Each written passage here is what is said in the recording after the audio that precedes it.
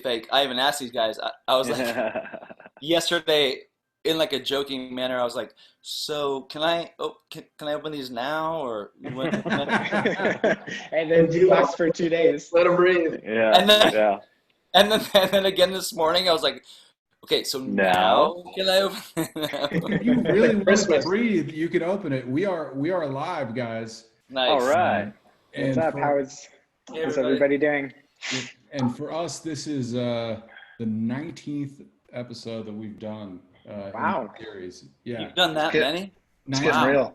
yeah, it's Wow. crazy. My, I, that's, I was hoping that we were your 11th. That would be great. I should have reached out to you sooner. Yeah. I can't even believe we've done this many at this point. We did it the first time for fun, and then it's just kind of become a thing. And we also like to drink wine and talk, so it gives us an excuse to do both. So episode 19, we're here with two special guests, and then your regular cast of characters here. We've got Jordan Goldberg, we've got Brett, and we've got Mike Luganbill, also from Straight No Chaser. His first time joining us, which is going to be fun. yes, thanks for having me. Thank In you. his floral shirt. Jordan, Brett, you guys want to introduce yourselves? Yeah, absolutely. I'm Jordan Goldberg from 1111 Winery here in Napa Valley. And Brett. I'm Brett Weiss.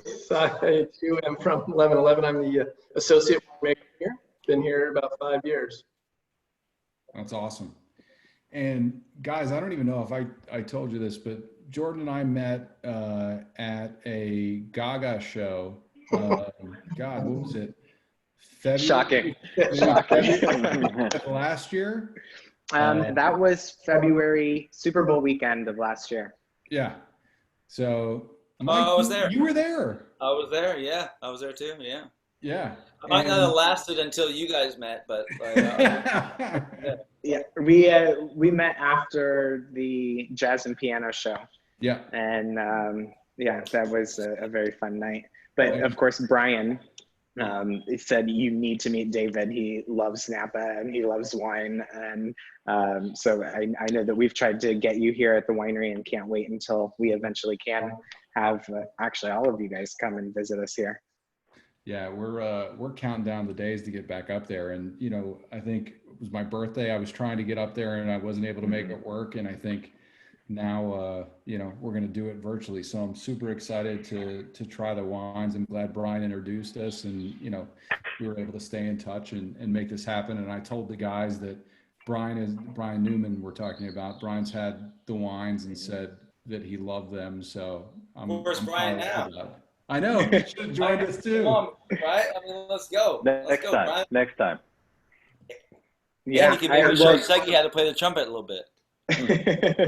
He's going to be actually doing we're doing a speaker series called Make Your Moment Experience, or the Make Your Moment series here virtually.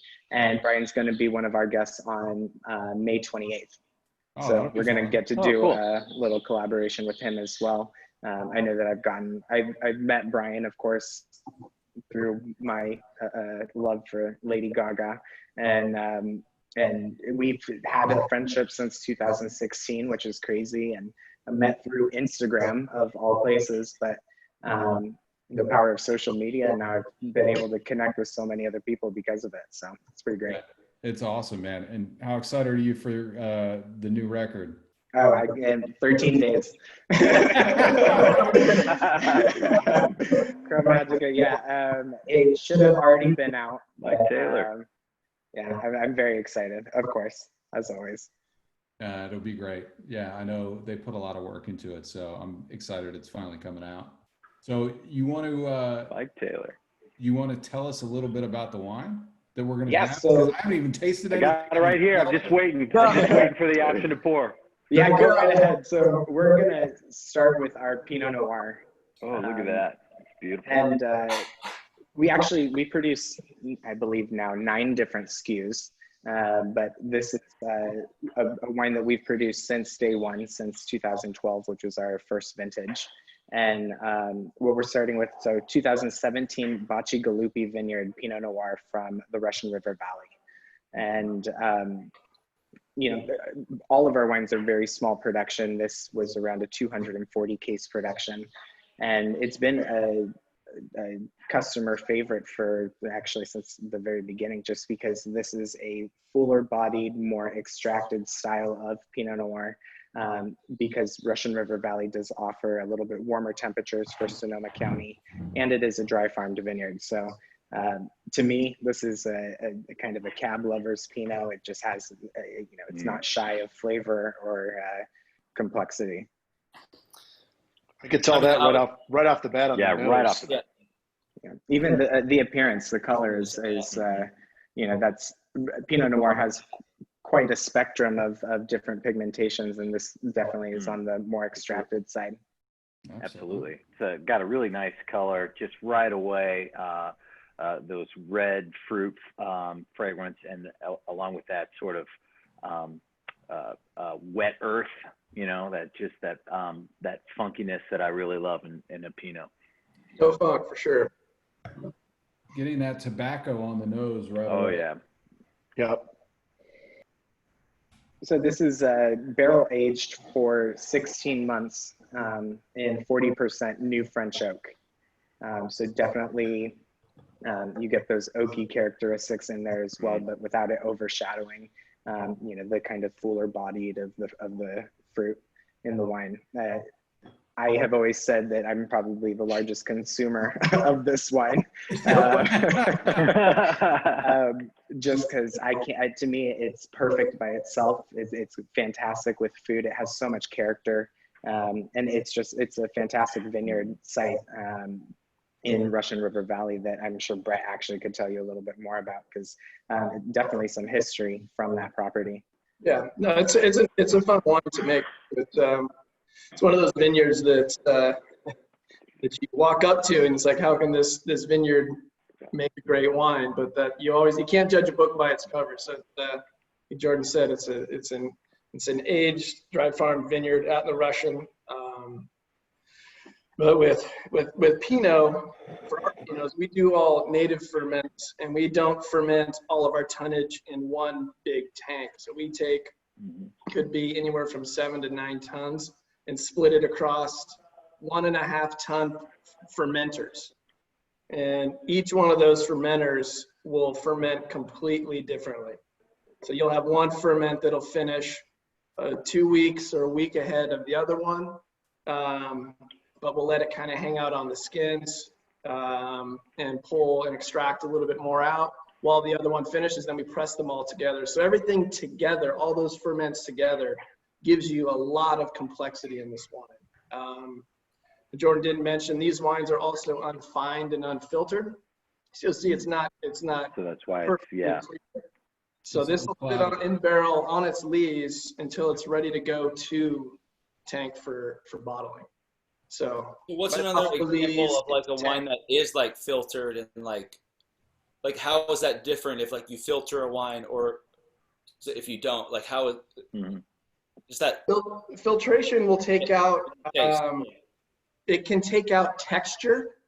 Okay. And it can also take out mouthfeel. So some of the suspended solids that you will get, or the stuff that kind of floats in the body of the wine, will add kind of a visceral effect. So it's a textural thing, and can also strip flavors and can strip a little bit of color depending on how extreme the filtration is. Got it. So Pinot being a light-skinned grape in general, we don't want to take color out, we don't want to take body out, and we don't want to take any fruit out of it. So we leave it as is. Is that why it's dark all the way to the? Is that why we see a darker color to this Pinot? Normally with Pinot, it's light. You can read the menu. The lees or the suspended solids that you see in there will help with maintaining that color. And like I said, it's recently bottled, so it's still fairly young. Yeah. And bottled. How recently was the bottle? The bottle? Yeah, we bought this in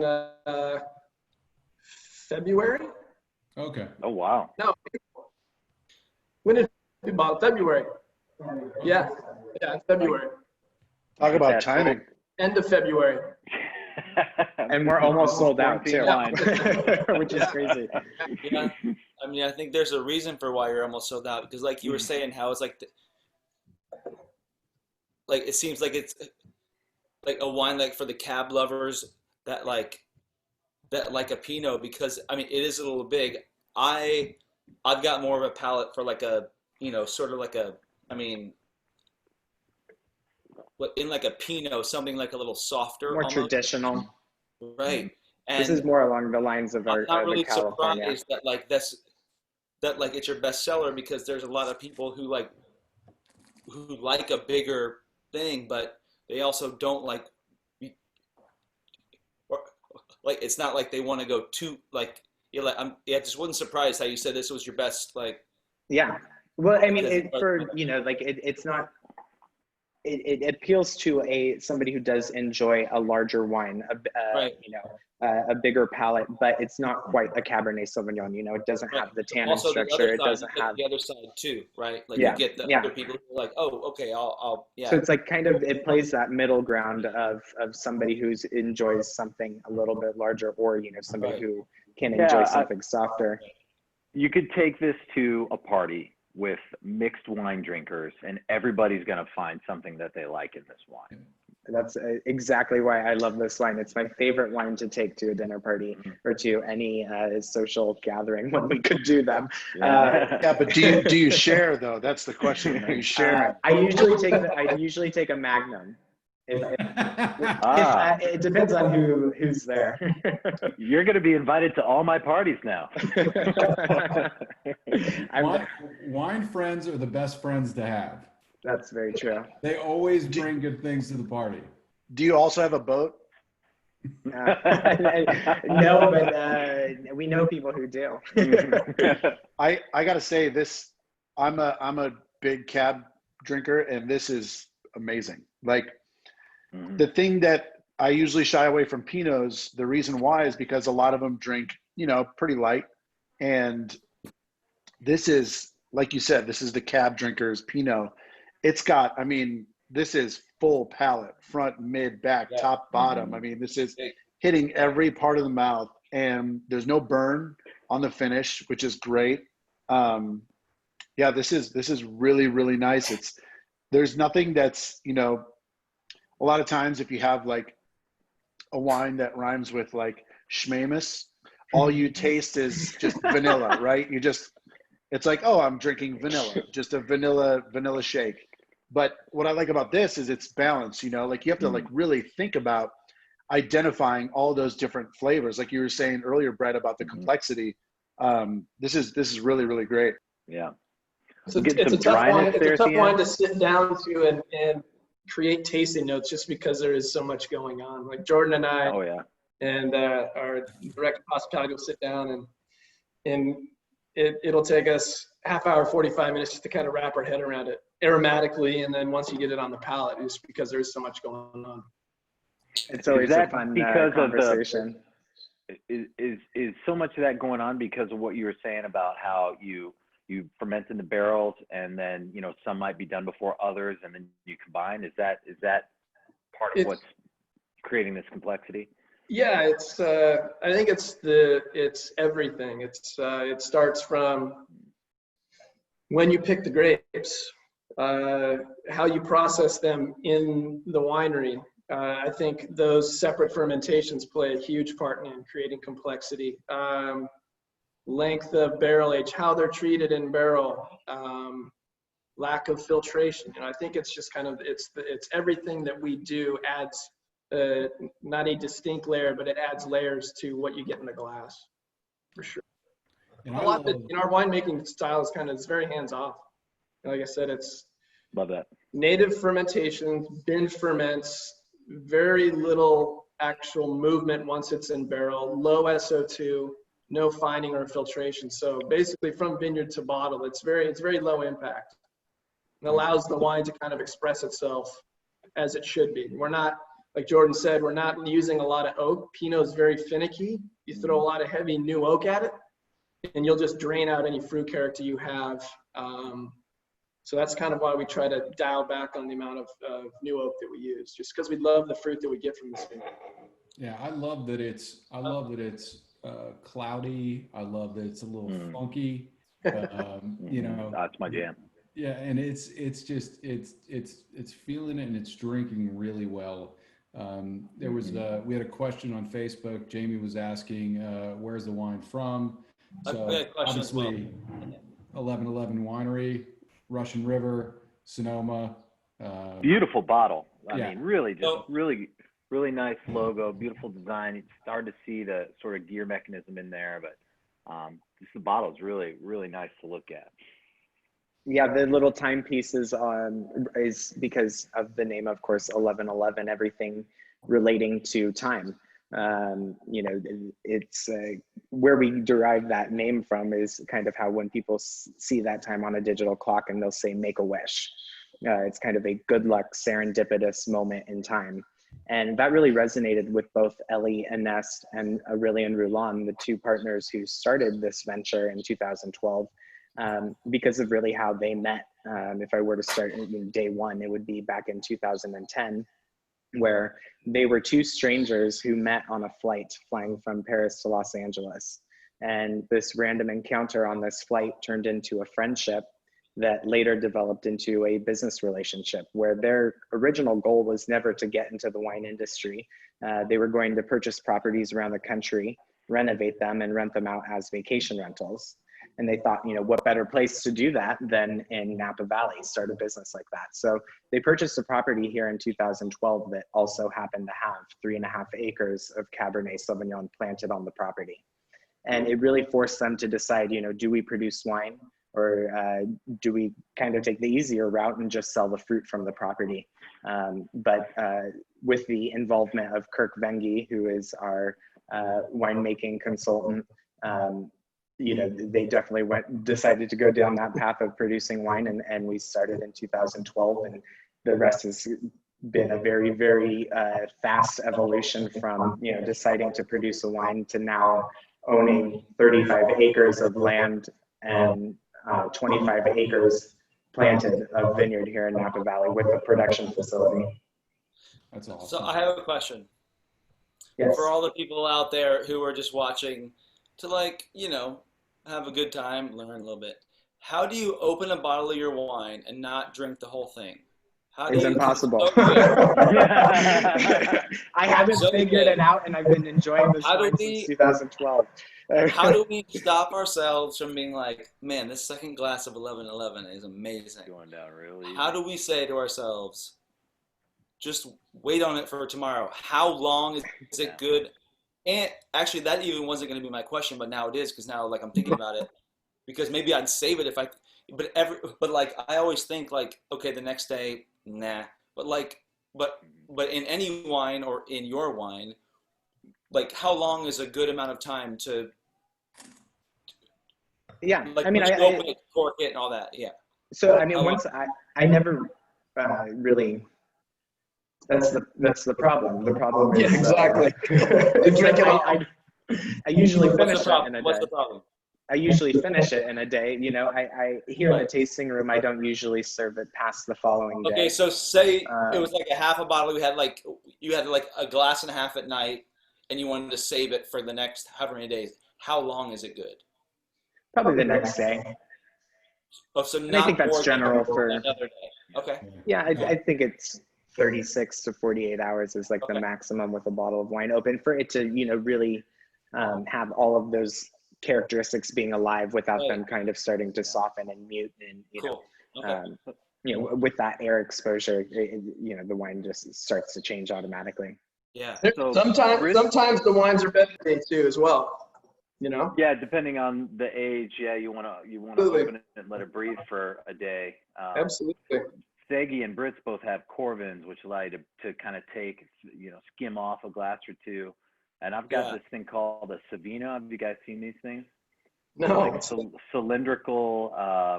It's not a decanter, but it's a cylindrical wine chalice that has a little gasket that floats in it that reduces the surface area exposed to oxygen. And with the Savino, we you know, still like 3 or 4 days. Oh, my wife just brought it for me here. He's got this little gasket that floats in and He's reduces listening the to you like area. that, man. Yeah. Right? She said, Savina, what? And so with that, we can get maybe 4 or 5 days, but with especially with a Pinot, I would say 24 hours max, or you just drink the bottle. Well, That's the other thing is making sure you put it in the refrigerator. Okay. If you want to keep it going a little bit longer, recork it, put it in the refrigerator, stop the aeration process. Mm-hmm. Brett, correct me if I'm wrong, because you're probably the expert here, but that's been my experience, is recorking it, putting it in the refrigerator, and stopping that process so it doesn't get too much air and start to go flat. Yeah, the worst enemies to wine is air and temperature.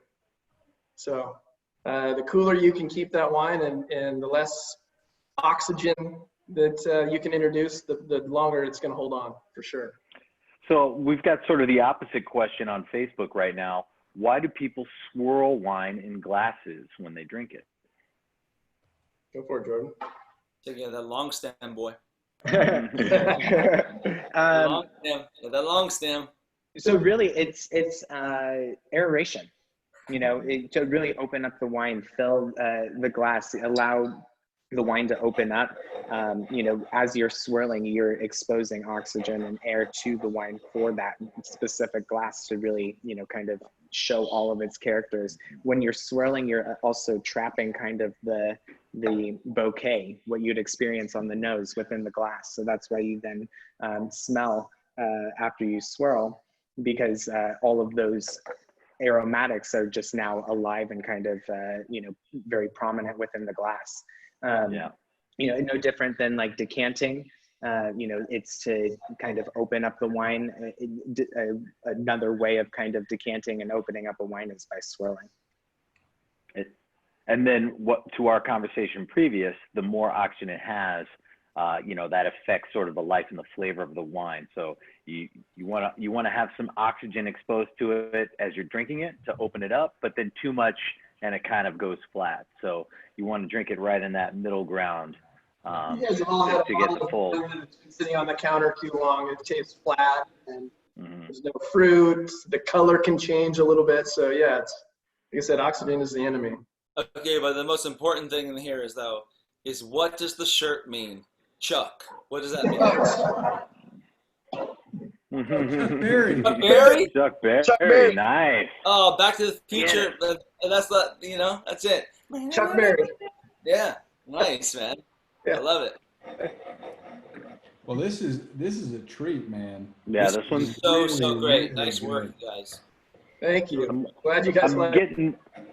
I'm getting now more of that tobacco, maybe even some pomegranate on the nose as it kind of opens up and evolves.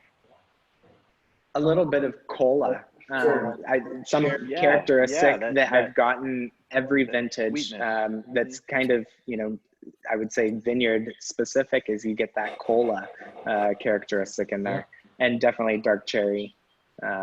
This wine, even from the first sip to now, it's continuing to evolve, and every sip that I take, I'm picking up new and different characteristics, which is why it makes it difficult to not finish a bottle. But that's also but it's also why it's fun to drink, with friends in this environment, because not only is this the kind of wine that everybody, your cab drinkers are going to find something they like. Obviously, I think your blended drinkers are going to find something, your Pinot drinkers, and then everybody's going to gravitate to that taste or nose element that they like, because there's a lot of it there. Yeah. What's the total production? Our total production in our current release, we're still under 2,000 cases between all 9 wines. That will change in about a year. We'll see our first increase to production, because we planted a lot of vineyards in 2014, where 2018 will be the first vintage we actually are producing from those vineyards. So we'll have 5 new wines in the next year, which is pretty exciting for us. But something that we've done at 1111 since the beginning has been a single vineyard, single grape varietal production.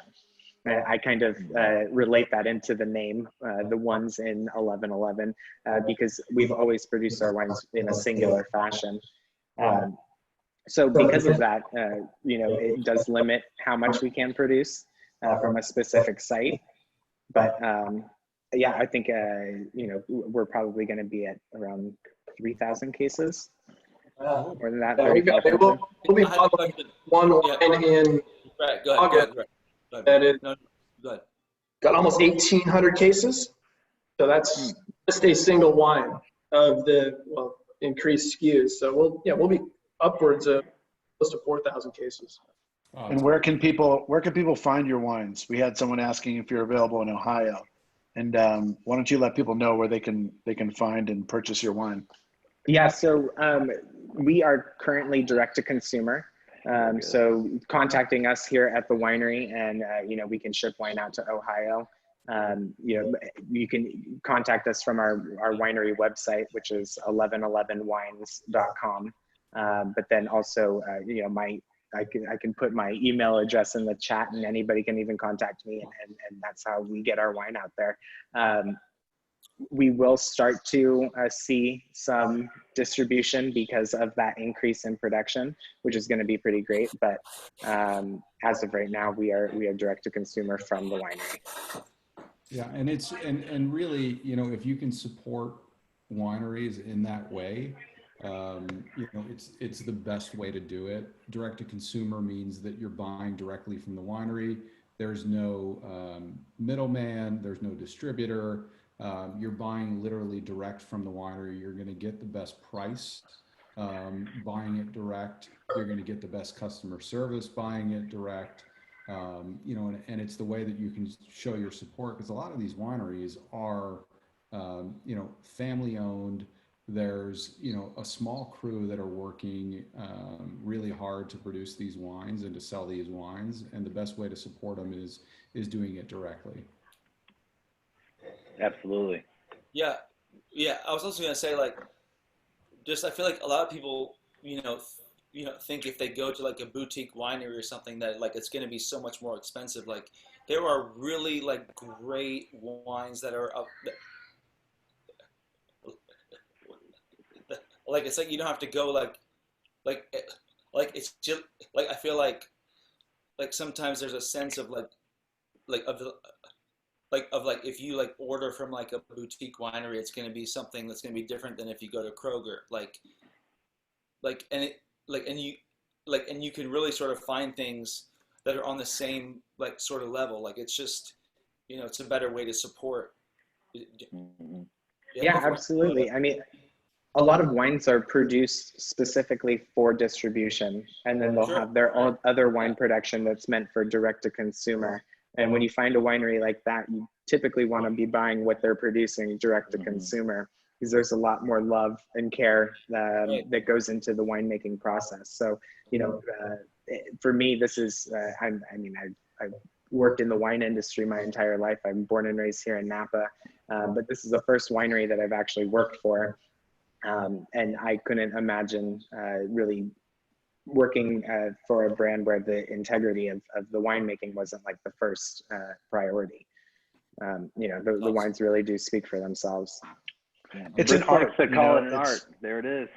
Yeah, it's when you're working with, this is our 19th episode, and all of the different winemakers and wine owners we've had on are all from small production boutique vineyards, because those are the wines we gravitate towards, because, they're going to be more complex. They're going to be better. They're handcrafted. It's an art. There's sweat equity and a lot of love in each bottle. And, we try to compare it to our business, which is the same. Straight No Chaser is this small kind of boutique-ish, musical act. And we treat our industry and our business the same as winemakers that are making around 2,000 cases, because every bottle matters. When you're making 500,000 cases of wine a year, you don't really care about every bottle. But when you're making this small production, every bottle matters, and the quality control matters from A to Z when it comes to the foil around the top of the bottle to the packaging it comes in, which yours was unbelievably stellar. I mean, really, really great. We can talk about packaging at some point. Yeah. And like Mike was saying, I was blowing these guys up all day on text, the packaging. Yeah. We love to hear that. But like, you Like, don't say- have go to ahead, spend, you don't have Yeah. to spend, triple digits on wine all the time. And these wines could easily sell for that. But you guys, I feel like you guys are priced pretty competitively, and the value is really great value, because I feel like you could definitely be charging more. And I'm glad you guys are priced where you're at, because it's really great, because then more people get to try this amazing wine. Completely agree. Speaking of And trying more amazing wine, yeah, I know. I was just going to say everything that you just said, Segi, is a great segue into the 2017 Syrah. You were saying how, it's hands-on. Brett and I were in the vineyard harvesting this fruit. So it is very hands-on for us, especially Brett. Yeah, this is a wine that we as a crew or as a winery go out and pick ourselves. So we'll get 20, 25 people out there, and we'll pick this Syrah every year. We pick a few. We pick the Syrah for our rosé, Franc, some Petit Verdot, some Riesling, and then the Syrah. So this is definitely blood, sweat, and tears into this one. Can I ask a question? Look at that color. the color is incredible. I mean, Just real quick, how you said dark, like how you said okay, so when you pick Syrah, you pick for like a rosé too. Yeah, So does that mean that you make a rosé with a Syrah grape? Like we do. We is did. that- Mhm. so how do you make a rosé from a Syrah grape and also like this nice red? So how do you do? Yeah. The rosé is we farm it like it's rosé. So the idea is with the rosé that you are going to farm to make rosé is that you pick it much earlier, where So it's the same grape. It's just a different same grape time- picked earlier. Right. Yes. So the acidity will be higher. The final alcohol will be much lower because there's less sugar. So we having our own vineyard have the capability to farm a certain section of our Syrah just for our rosé. There are many different ways of making rosé. Ours is, because we have our own vineyard, we're very lucky that we can farm to make rosé and pick it for rosé. Yeah. It was like sort of more of like a question of how you can make all the different wines with one grape. Yeah, Which absolutely. Is Yeah, is like so- something that I don't think a lot of people understand. Yeah, Yeah, absolutely. with rosé, you're harvesting early for like how we produce our rosé. We harvest early. We do a whole cluster press. So we extract the juice and then immediately remove the skin so that there is as minimal pigmentation transfer, because all of the pigmentation comes from the skin itself. So when you're pressing it very lightly, if I were to have a bottle of rosé around me, I don't, you would see that it's very, very light in pigmentation, and that's because of that whole cluster press, process. Then from there, you're producing it as if it were a white wine, and not producing it necessarily as you would following the same winemaking techniques to produce a red wine. Right. So it would. Okay. You're using a red grape to produce a white wine, essentially, Right. because all of the flesh inside of a grape is clear. So, all of the pigmentation, the reason why in making a red wine, you have that skin exposure is to extract that pigmentation and nutrients that the skin does provide.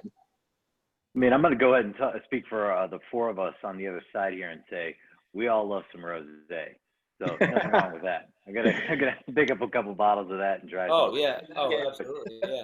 Absolutely. Shall we dive into this bad boy? Because it's really, We really should. Yeah, This is absolutely. really nice. So this is our Yeah, I'm getting- 2017 estate Syrah coming from Destin Vineyard, which is here in the Oak Knoll district here in Napa Valley. So we all three properties that we own here in Napa happen to be in the Oak Knoll district.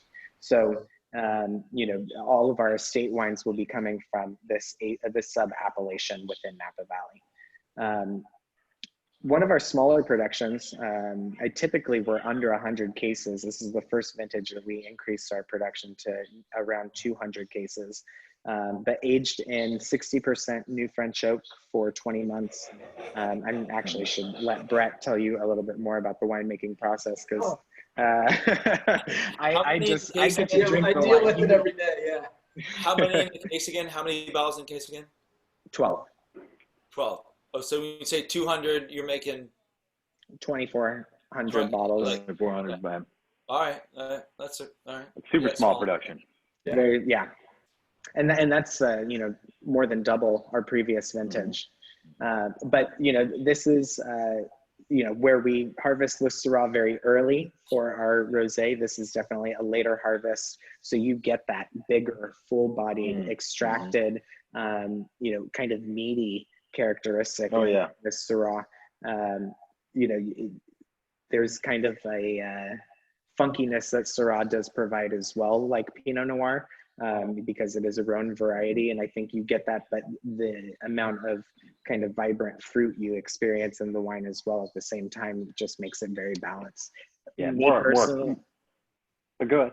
Yeah, I was just gonna say, me personally, I think that this is my favorite vintage of Syrah that we have produced. I just can't. I've been opening it up. I'm almost out of my own personal stash just because I've been enjoying this vintage so much already, and it's still in its youth. I mean, it just got bottled and released as well. So it's got a great nose. It's beautiful. It's a little fig.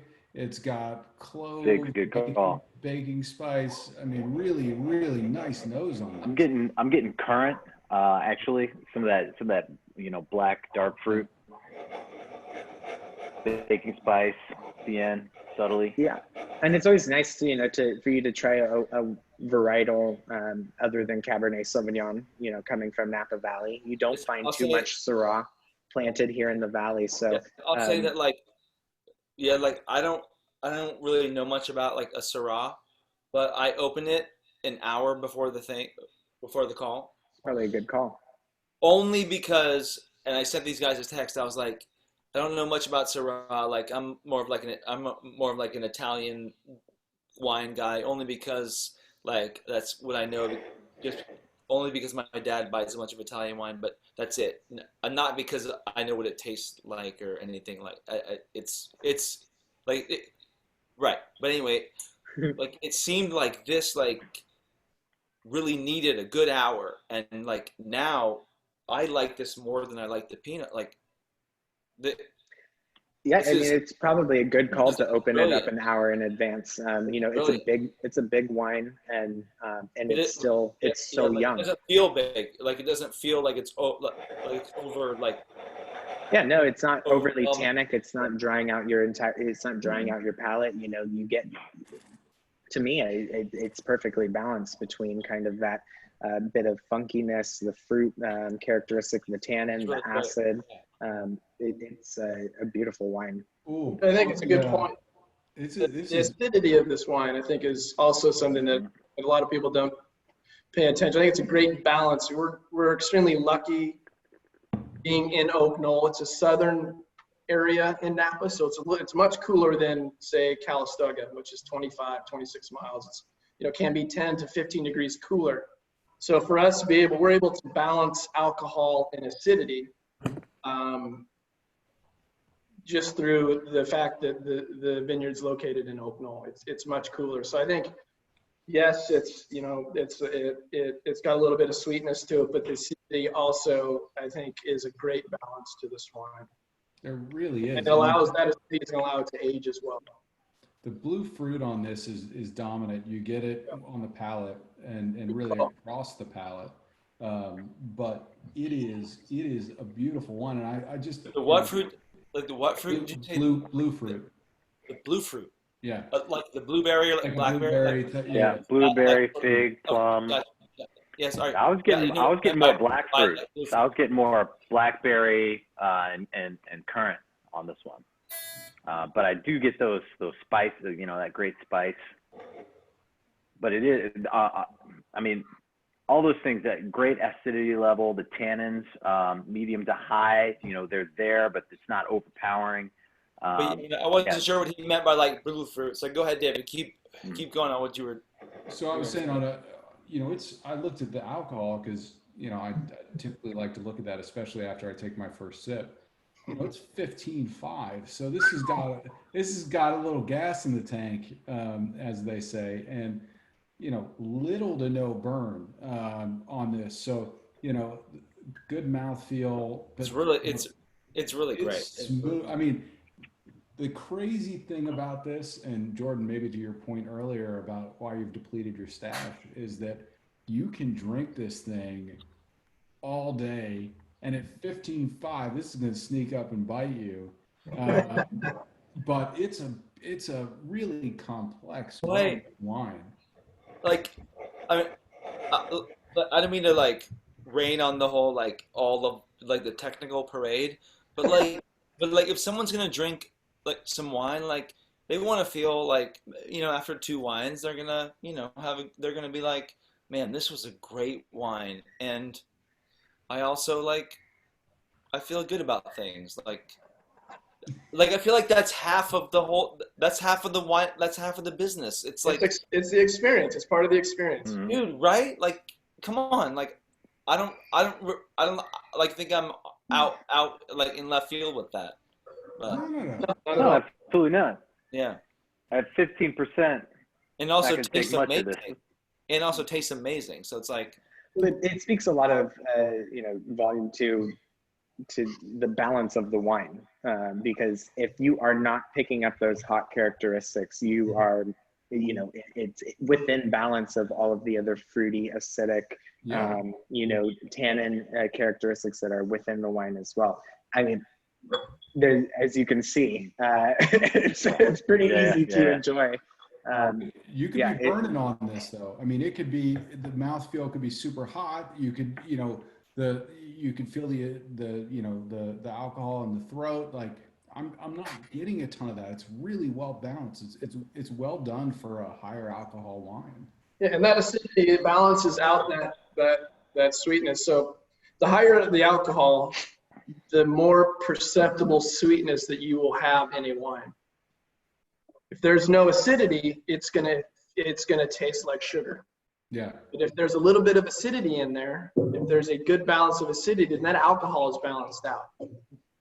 So the tannins on this wine are... you get sweetness from fruit, you get sweetness from alcohol, you get a little bit of sweetness from barrel as well. Hold on, Jordan. What's that? What are you doing over there? Is that the Corbin? Corbin. That's not fair. That's not fair. I mean, let's be all have that. The wine gun. Mike, we to your question, how do you not drink a full bottle, right? We did a... Yeah, but does the Corbin make sense? Yeah. Sorry, go ahead. We did a vertical with our friend Lori over at Falcor, and I had put the two older wines kind of away, and by the end of the night we had finished all 4 bottles that we had opened that night. So sometimes you just got to drink the wine. Yeah. I gotta say that the tannins on this wine are friggin' amazing. Like they're present without being overbearing, and along the lines of what Brits was saying before, like I get a lot of like homemade blueberry pie with like a little cinnamon on top. Like that's like a really big flavor profile that I get when I take. But man, this is banging, man. This is a really, really good wine. It's really good. This is really good. Is there a hard end to this Zoom hang? No, we until we finish the bottles. Brett was laughing. It's after the first F-bomb. Yeah. I gotta go back. Yeah, I gotta go back to work. Yeah. Where? Oh, you're on the West Coast, right? Yeah, on the West Coast. We're actually at the winery right now. Behind the wall behind Brett. Well, what happens if you get a ton of sales 1,000 barrels? from this? Then so it's all the same. It's all the same. Yeah. Exactly. Yeah, I'll be here. Well, I can just say, hey, I was doing a different kind of work. Hey, it's a part of the job. It's a part of the job description. Absolutely, it is. You just didn't want to hang out with us for longer because you're like, oh, I gotta go work. Jordan will hang out all day. I just gotta make sure that you guys are putting wine in barrels. Yeah. No, this is amazing, and you know, people need to buy this wine and discover this winery. It's so good. If they don't know it already. And that's again the reason this whole thing started. You know, obviously, you know, I love wine. You know, everybody on here, you know, Dave and Segi love wine too, and we all like just talk a lot about wine. So we're like, why don't we talk a lot about wine with other people? And we've been really fortunate to meet a lot of people in the wine business through the shared correlation of music and wine, and they seem to really go together nicely. And you know, we've been fortunate to meet a lot of people, and they're gracious enough to give us their time.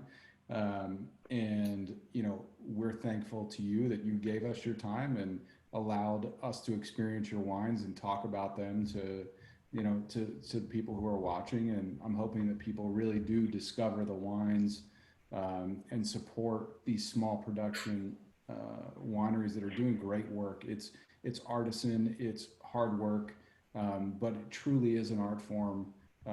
We joke because we say it, you know, frequently, but it's art in a bottle.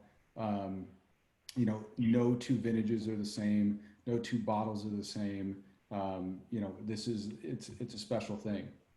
So we thank you for letting us experience it. This is a blast.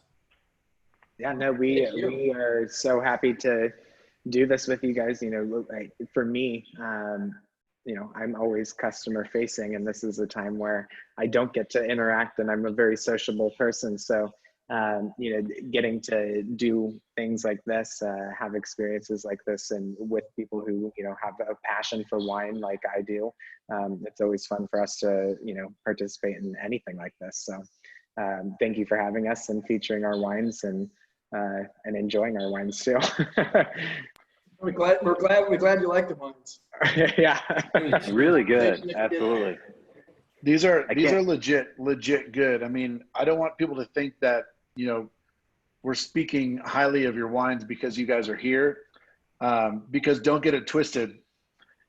I'd be honest if I didn't like it or if I was so on it, regardless if it was here, because, you know, that's how it is. But these are legitimately really good. I mean, I will definitely be a customer, and I cannot wait till all of this pandemic stuff starts to go away and we can make our way back out to Napa and really come visit you guys and get the full experience. Because, man, this is tasting good in Detroit, Michigan. I know it's going to taste even better up in Napa. So you are invited anytime. Yeah, we look forward to having you guys out. Anybody else wants to come out. Yeah, this is a pleasure, guys. Thank you so much. Enjoy your weekends. And, cheers. Cheers. Thanks again. Cheers. Thank you, guys. Thank you. Yeah, thank you for having us. Seriously. Thank you. We appreciate it.